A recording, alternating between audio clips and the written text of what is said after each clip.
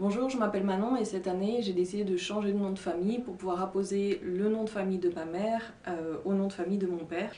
J'ai accouché récemment d'une petite fille. Mon conjoint y est allé déclarer mon enfant à l'état civil parce que je venais de subir une césarienne et j'étais très fatiguée. L'officier d'état civil n'a pas voulu recevoir sa demande pour apposer le double nom de famille et a appelé ses supérieurs qui nous ont expliqué qu'il serait impossible pour moi de transmettre une seule partie de mes deux noms de famille. Je suis retournée à la maternité dans l'après-midi avec beaucoup de douleurs dues à la césarienne et avec mon conjoint puisqu'on devait être tous les deux présents pour déclarer notre enfant.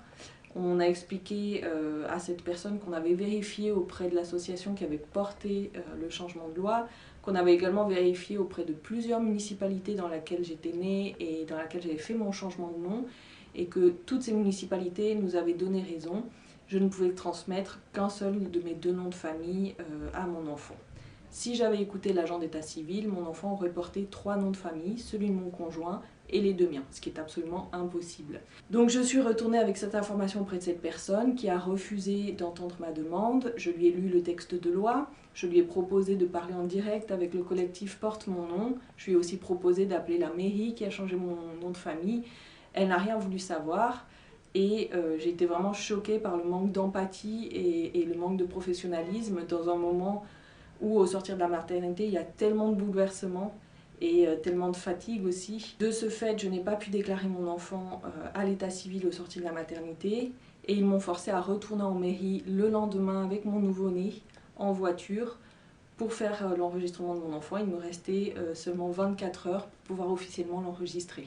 Entre-temps, grâce au collectif Porte mon nom, j'ai pu accéder à ma demande. Le chef de l'état civil de la mairie où j'ai fait cette déclaration a de suite vérifié avec le tribunal de greffe, a réagi aux appels du collectif Porte mon nom et également aux pressions faites localement avec le député de notre circonscription qui a appuyé notre demande.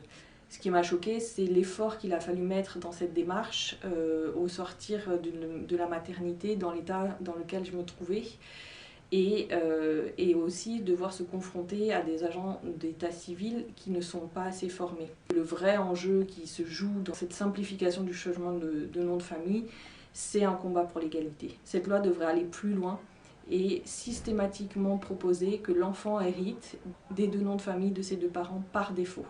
Et que si la famille décide de ne garder qu'un nom de famille, ce soit un choix et non pas le choix par défaut.